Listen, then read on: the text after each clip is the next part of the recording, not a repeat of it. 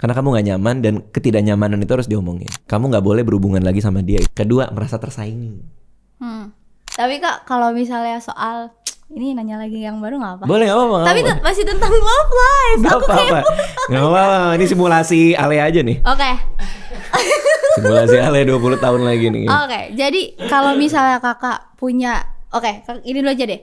Kakak percaya gak kalau misalnya sahabat cewek cowok sahabatan itu ya sekedar sahabatan doang? Mereka gak akan ada yang nyimpen rasa gitu? Waduh, berat banget lagi. Coba kita tanya Gilang ya. Gimana Gilang? Gilang gimana Gil? Mungkin gak? Aku lagi relate. Kalau pertanyaannya mungkin apa enggak? Iya. Jawabannya mungkin. Oke. Persentasenya kecil. Jadi Kenapa? mungkin, tapi sedikit orang yang bisa tanpa apapun, menurutku. Tapi banyak pasangan yang kayak worry kalau misalnya pasangannya tuh punya sahabat lawan jenis. Apalagi posisinya kenalnya udah lebih lama daripada kenal sama dia gitu sebagai pacar. Berarti ini urusannya di si pasangannya yang tidak suka kan? Iya. Iya kan maksudnya itu kan? Iya. Pasangannya nggak suka karena pasangannya punya sahabat lawan jenis. Oke. Yang posisinya itu sahabatnya ini berarti udah kenal sama si cewek ini tuh atau cowok itulah udah lebih lama daripada dia sebagai pacar gitu. Berarti pertanyaannya kita sebagai siapa harus bersikap mana nih? Sebagai mana? Sebagai orang yang punya sahabat atau sebagai pacarnya? Si pacar. Sebagai pacarnya kita harus ngapain? Ya. Oke. Menurutku, aku pernah nggak ya dalam posisi itu? Bentar, aku cek ya. Kebetulan aku ada sahabat SMA, teman lama SMA yang sempat kontak lagi, terus main ke rumah, mau nanya-nanya soal buku segala macam. Itu memang sahabat, dulu tuh sahabat gitu. Berteman bagai ulat. Lagu dong. Disinari sinar mentari gitu. Udah. Sekarang kita berjauh-jauhan. Gitar gak Kak? Bersahabat bagai kedondong, kepompong. Terus ya itu biasa aja karena emang gak sedekat itu juga kan. Sekarang kan. Ya kan udah punya keluarga masing-masing juga. Iya. Cuma tuh Anissa juga biasa aja ngeliatnya kayak, itu siapa? Kemarin datang ngobrol sama kamu di ruang tamu gitu. Oh itu teman baik aku dulu pas SMA. Aku sering dikasih rekomendasi buku sama dia apa segala macam. Oh gitu. Udah biasa aja. Selama kita bisa ngasih lihat, selama si pasangannya bisa ngasih lihat emang beneran sahabat sih, kayaknya menurut aku nggak masalah ya sebagai pacar ya untuk ngelihat. Ini sahabatnya dia nih. Nah tapi memang ada momen-momen, kalau ada momen-momen mencurigakan sebaiknya jangan. Misalnya malam-malam pergi berdua. Ya sih, pergi berdua tuh agak aneh sih. Nonton berdua. Nonton drakor. Nonton drakor berdua, iya. Cari tapir. Iya. Berdua. Tapi gimana kalau misalnya Itu mencurigakan sih. Pada akhirnya kayak si pacar itu ngomong ke gimana ya ngomong? Misalnya ya kita posisinya pacar ya.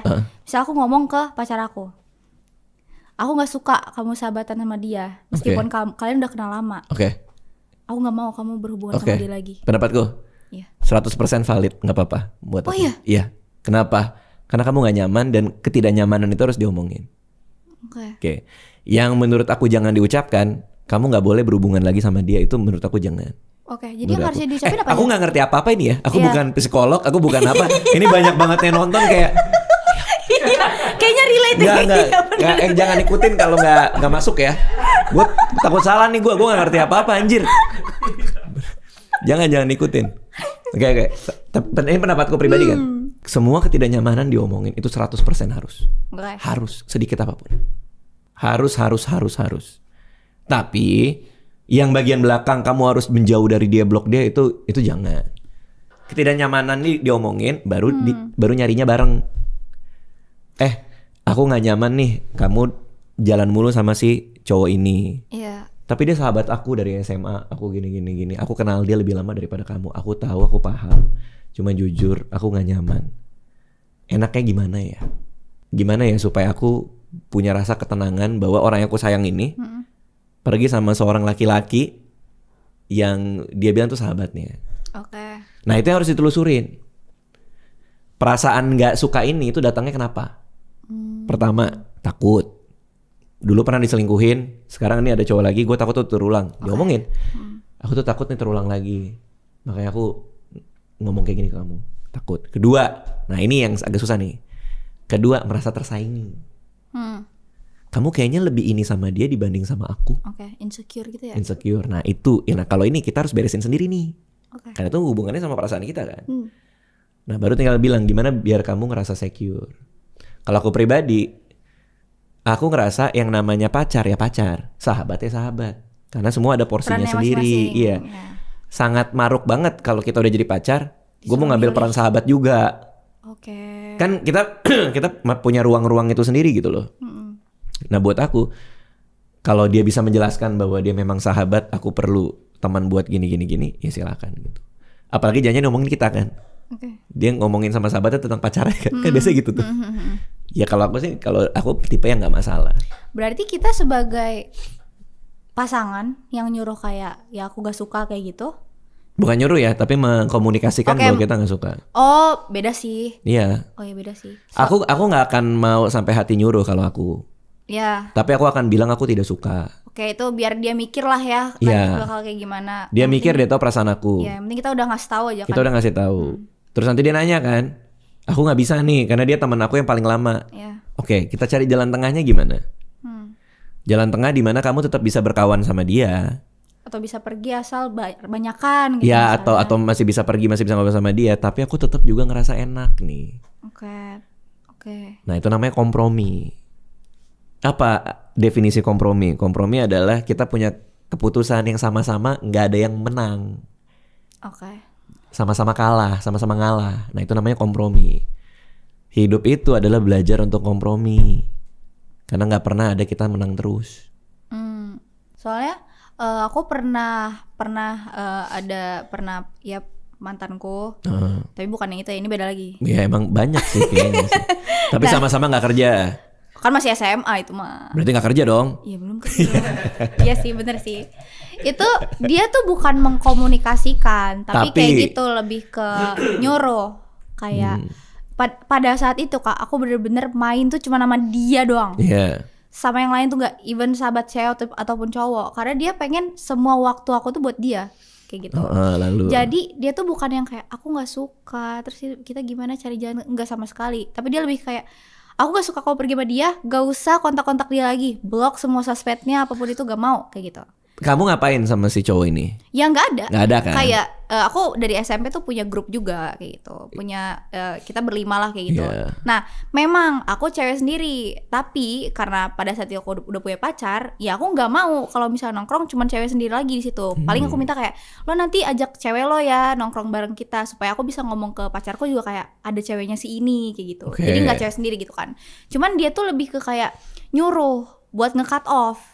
Kayak berarti kalau misalnya nge-cut off, kita minta pasangan kita untuk nge-cut off sahabat-sahabat dia atau apa, itu bisa dibilang toksik. Kamu suka nggak?